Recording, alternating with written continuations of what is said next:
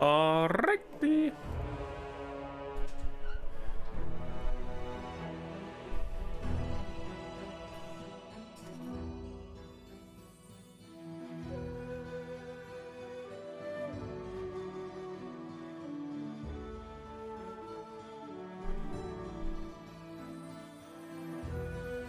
Here we go. What looks to be the final confrontation of the game. The final act. Let's see.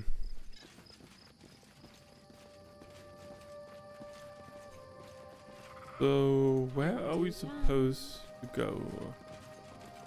Exactly. Probably here somewhere.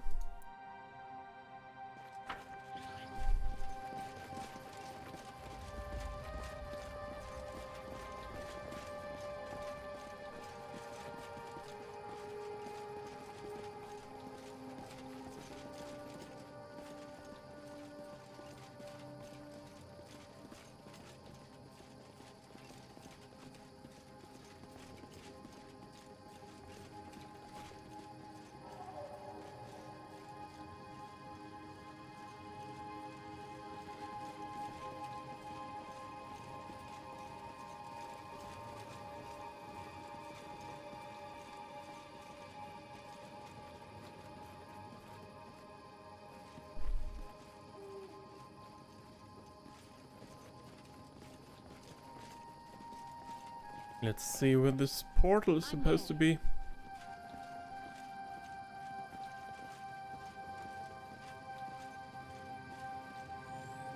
Oh. The darkness visible behind the slits in the creature's helm is pitch black, but you still feel its gaze upon you, unwavering, probing. Ah, the little queen from the sand castle. How fares your kingdom? Is there anything left for me? Who are you? You may call me the Horned Hunter. At any ruler's court there's a place for the likes of me. You do love hunting, don't you?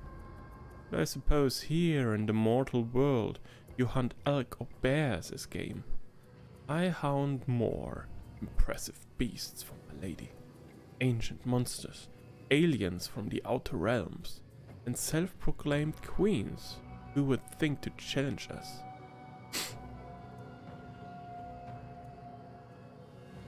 Who is your lady? What? You came all this way without knowing whom you would be facing? The self-confidence of mortals always amazes me. It's as though you think you, not I, shall revive in the first world.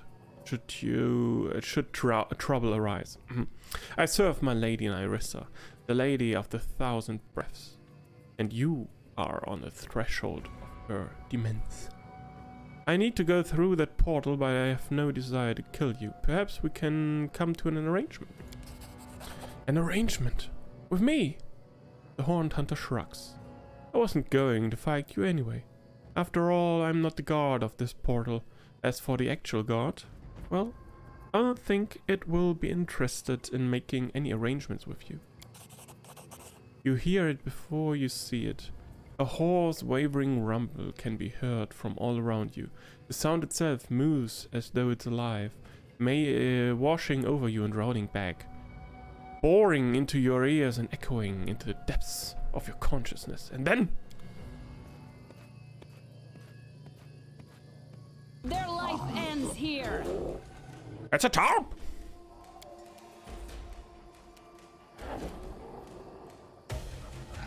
Knock knock, used to lighting enemies on fire first. Oh, that's a Jabberwock. Okay, we start off with haste. Then we should probably move out of the way for any AoE attacks.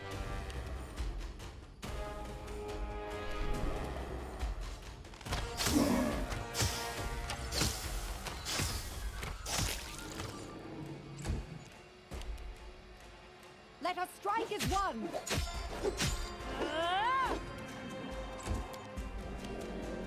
Let's go. Tear them apart. One down. Okay.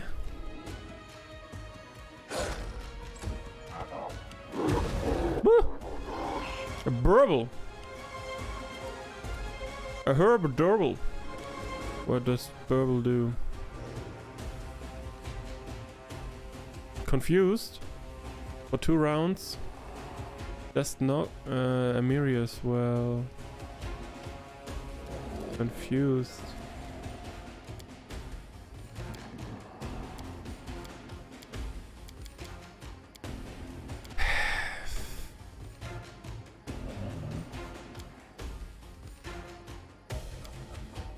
Hmm.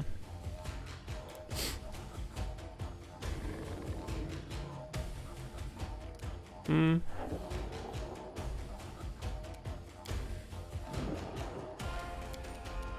Ah.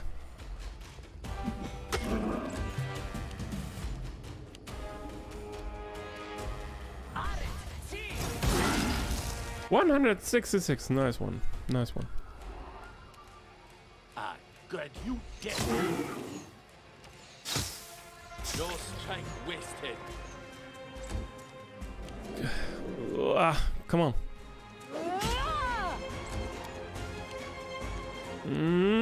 No, doggone no.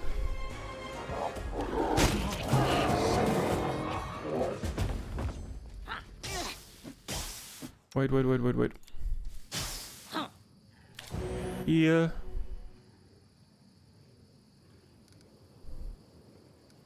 Okay.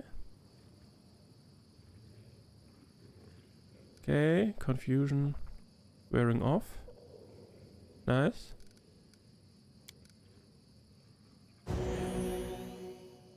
Okay.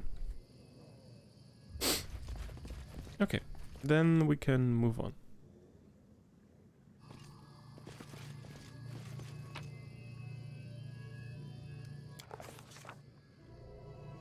The portal before us gleamed mysteriously. It didn't look at all like the one we saw in the womb of Lamush 2, but there was no doubt this was the way to the first world. We barely made it out with our skin the previous time, and not without the help of a mysterious old gnome. What would await us this time? Would we ever see the light of our own world again? Would we ever return to our cozy homes and the happy smiles of our friends? Or would we find ourselves brought to ruins, reduced to bones, without wasting any time on dark thoughts such as these? The queen quickly stepped into the portal. The queen turned and looked back one last time, almost as if saying farewell to her domain, and then rushed forward without fear. We had barely crossed the threshold before an invisible magic took our sense of direction from us. And down, forward and back, these lost meaning as the portal we stepped through became a hole we were falling into. Each of us reached for the one they most feared to lose, or the one they most wanted to hold on to. Except Harim, he just folded his hands over his chest, calmly plummeting along with an air of mindful detachment. But no matter how tightly we clung, the mysterious force tore us from each other, hiding us among clouds of magical fog that swirled around us as it carried us along, all the while leaving us utterly alone until a light finally glimmered ahead.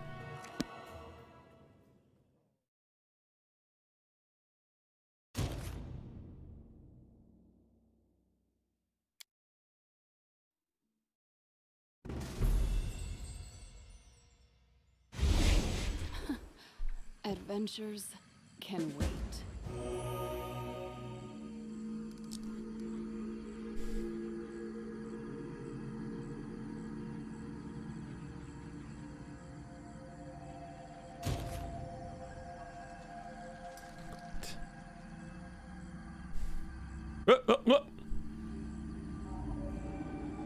Welcome, my Robin. Greetings from the house at the edge of time and its mistress. You are very beautiful.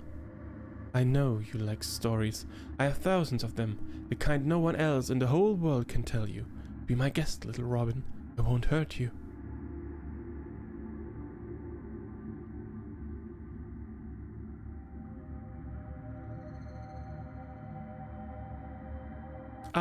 Well, maybe, just for a little bit.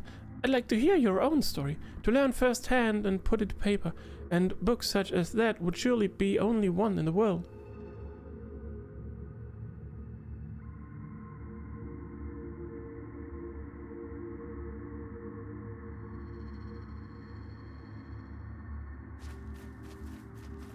Lindsay, no! Don't go with her! I need someone in my party to carry my stuff! Okay. The narrate seems to be paler than usual. Paler, but her blue eyes glow with resolution. I was so afraid you might not get here, but you made it. Although getting here is just a small part of what must be done to survive and win. Narissa knows that you are here. It was she who made you leave the portal last. She has taken your companions, and not only them, but everyone she thought was connected to you, those she could reach. Narissa has a peculiar sense of justice, if you can call it that. You've taken so many toys from her. There's Skylark, me, Armak, Irovetti. And now she's taking your toys. What is this place? It is called the House at the Edge of Time. It's Narissa's place of power, her citadel in the first world. It is frozen in time and scattered throughout time. There are rooms of eternal tomorrow, and rooms where something that happened long ago still lingers. If a random guest took a bite from an apple and left it here 1,000 years ago, it would remain unaltered for this day. I know it's difficult to understand for a mortal, even among us, the children of the first world. Only Shaika, the eldest of time, can fully comprehend these mysteries. My head is spinning from all your Fae dealings. Can you explain again what's going on and what it all means? Of course. Ages ago, the elders named the Lantern King cursed Narissa and her closest nymph friends. He stripped them of their immortality and turned their souls to evil. Only I managed to avoid the curse against all odds. Part of Narissa's soul, the part that was filled with her good and light, was taken out and turned into an artifact called Briar. The elders hid it in the Stolen Lands. Narissa's servants tried to find it, but to no avail. Only the gnome Tartuccio managed to do it, but you must know more about that than I do. The curse required that Narissa destroy 1,000 kingdoms. Each time a kingdom was ruined, a grain of dust fell into a magic cup called the Apology. Now there are 999 of them. The number of kingdoms fallen to ruin in the Stolen Lands. Your kingdom must be the 1000th. If it falls, Narissa will be able to go to the eldest and ask for forgiveness for her transgression. Please do not let this happen. The elders are cruel gods in my world, and they must not triumph. I saw Lindsay talking to Narissa here, in the yard. What was it, a vision or an illusion? Memory. The house showed you what happened here in the recent past. Once I visited Narissa's dominion, in a dream. As soon as I got here, a great radiance appeared. I see that you have changed. It's strange, but I feel the ghost of something very familiar. Of the former Narissa.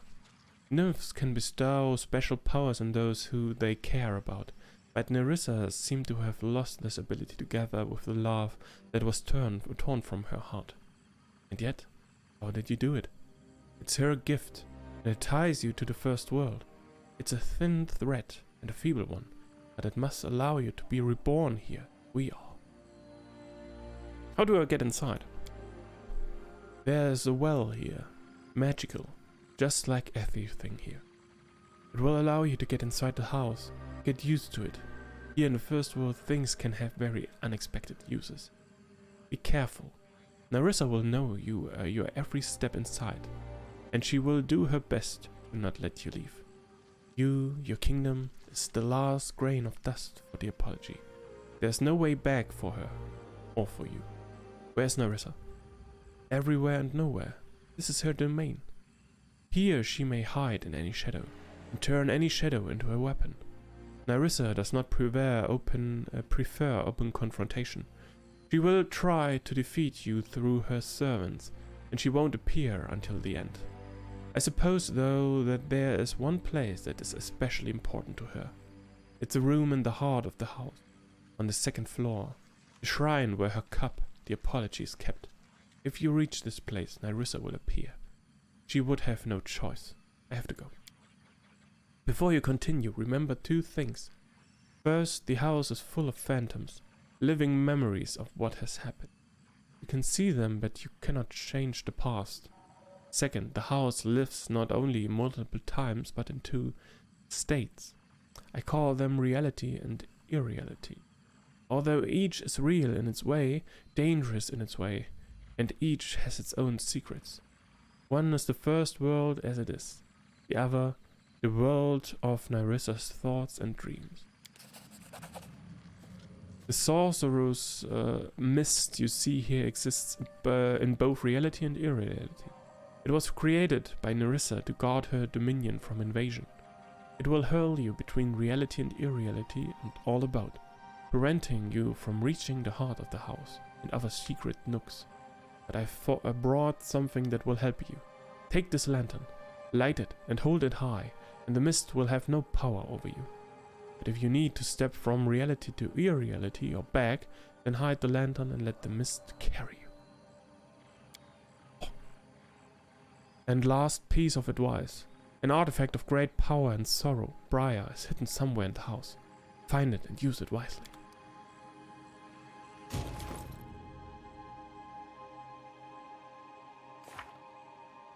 Peaceful prosperity. Yeah, region upgrades and so forth. This is the final battle now. Yeah. So wait, where's this one? Where's this one? Date?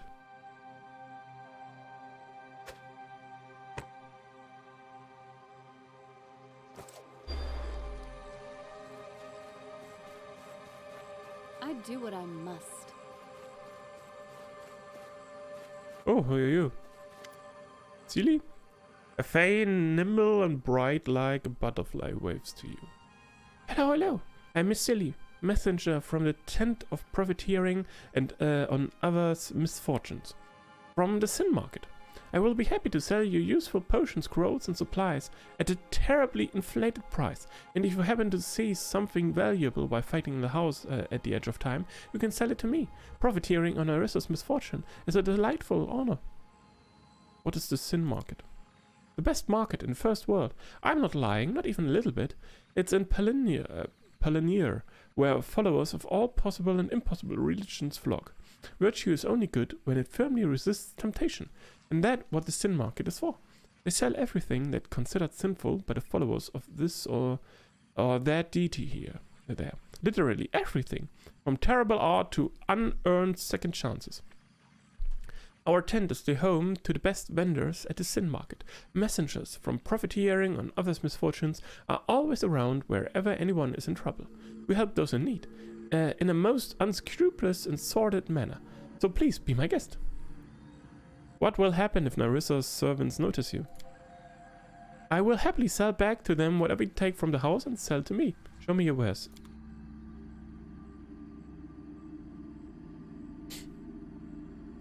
Sage armor.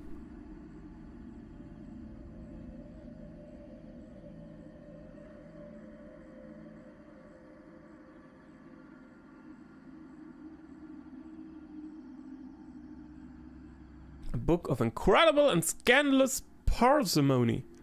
The book is empty and shows you nothing, but there's some scribbling on the first page. If you paid that much money for a knick-knack, you are anything but parsimonious.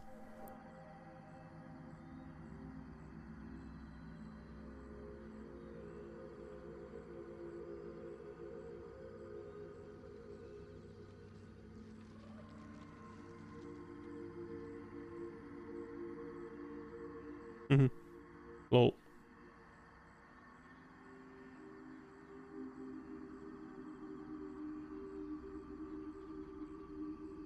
Actually, I think that's a fair price for diamonds and diamond dust.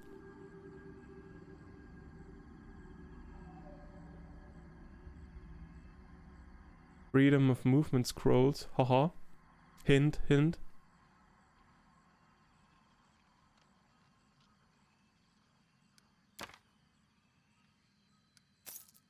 Maybe take some of those.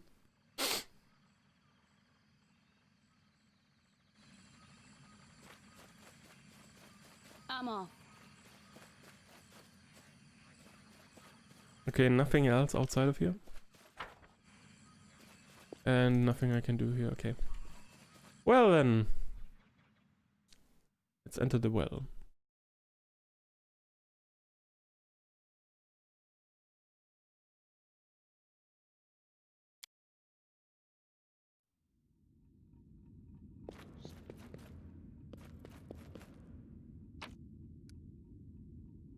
Okay.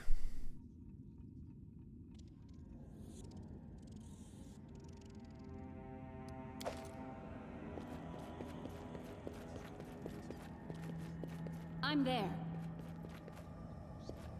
Ah! An early witch? Adventures can wait. Even growling, the terrifying creature towers over you. Its dark claws glisten like metal, but the pose doesn't seem threatening. It is more reminiscent of a ruffled bird than a wild animal ready to pounce. So, it is you, my little guest. The crone probably frightened you there, near the Castle of Knives. I didn't mean to. It's all because of the wriggling man. Damn him. He keeps sending disruptors and thieves to me. I turn around and they are standing behind me. I stand up from my bench and they climb under it. Look at an old crow and her suspicious nature. My life isn't easy, it isn't. By the way, in case you don't know yet, they call me the Gnarly Witch. You don't look like a dweller of the First World. Who are you? The witch shakes her huge head. A lonely old hag. For hundreds of years I've lived with my two sisters in the place you call the Stolen Land. We guarded the magical forest, sheltered trends, shambling mounds, ogres and other wondrous creatures. They praised my sisters and me, calling us the Triune Queen. It was a final life, but then our forest fell under Lady Narissa's gaze, and she reduced it to dust and made me her servant upon pain of death. I couldn't even think of resisting her. You must not be very happy with your service to Narissa. I obey the one who's stronger. If I were 5 ages younger, I could try to rebel, but it's too late for me now. Poor old witch makes potions as she's told, looks after the house, takes jokes from the pile of worms, and is good for nothing else. An amusing story. Let me ask you something else. Ask away. I like talking to guests. Narissa took my companions. Do you know where they are? Ah, a lady hasn't shared prisoners with me for a long time. I would know if they were in my dungeon, and they are not. Look higher, farther. The house at the edge of time is larger than you know, and full of secrets, nooks, and riddles. I want to ask about your feud with the wriggling man in the first crown. Ask away. Old rot like me enjoys talking to someone young and curious. Why do you need the first crown? Ah, if you lived as long as I have in the first world, the Fae see outsiders as curious animals, even if you can break their neck in one swoop. Narissa gave me the crown as a mark of distinction. The Fae saw that their queen values me, and now they show me respect. But if they decide that I've lost Narissa's favor, they'll laugh at me and make evil jokes as they do. That wriggling awful knew all this. It's why he's always wanted to take the crown.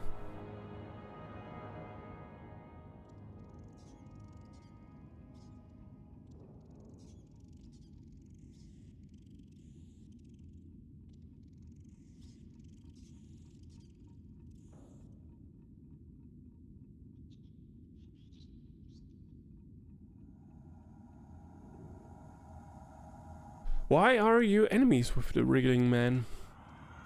You saw for yourself. He envies me, harms me, wants to drive me out, make me lose Narissa's favor. What else would you expect from a walking pile of corpse worms? What kind of creature is he? Ah, ugly creature. Believe me, he appears as disgusting to a creature like me as he does to creatures like you. Sometimes a soul doesn't want to leave the world after death. It clings to its rotten body and finally lets corpse worms consume it piece by piece. Yes, yes, the soul divides into 1,000 fragments, each living inside a worm. I have other questions. How do I find Narissa? Tell me and I won't attack you. Ah, little guest, you want the old witch to betray her queen? You have no idea what threats she uses to make me serve her. It has been many ages and I've never dared to raise my head. The witch ruffles her coarse hair with her huge clawed palm and mumbles. But a hag like me can't live here. Narissa got new favorites. It made me live in the dungeon. She hardly notices me. If I help my little guests a little, it wouldn't be unfair, would it? The wriggling man wanted to kill me first. I will tell you, there's a special place on the top floor, Narissa's shrine. It's the heart of the house. Her bitter treasure is stored there, which she can never let you have. The door to the shrine opens with 3 keys. One is stored with the wriggling man, one with me, and the third is hidden somewhere in the house. I say you kill the horrid wriggling wretch and take his key, then I'll give you mine after. And then we'll see.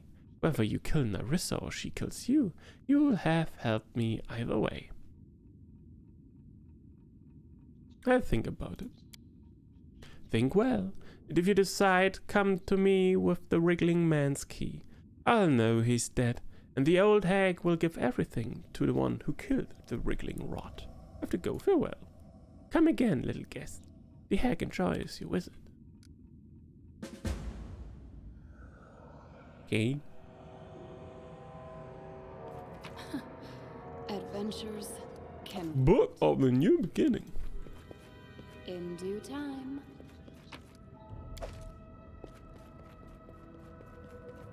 So this one is locked here. Need key.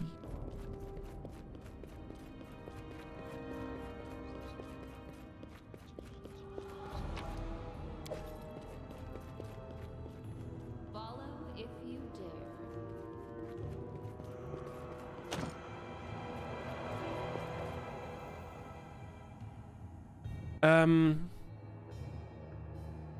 Do I if I try to open a locked door with my sorceress now, and later on I get Adventures can wait. someone with trickery back in my party. Can he attempt to open the door, or is it locked for good? That one I don't know. In due time. So I'm going, I will stop trying to open obviously locked doors with my sorceress then. Wait, did I loot these boxes now? I'm there. No.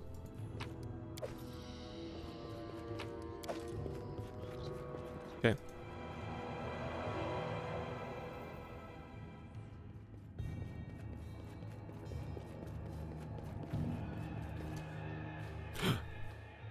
A ghostly guard?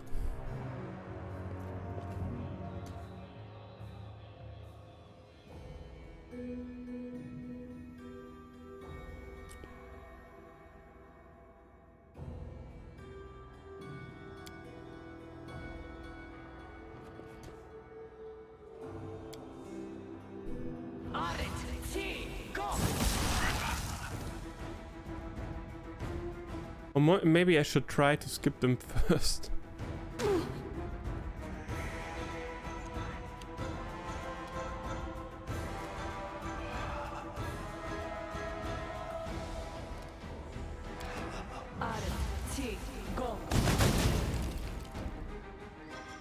Yeah, it's probably a good idea.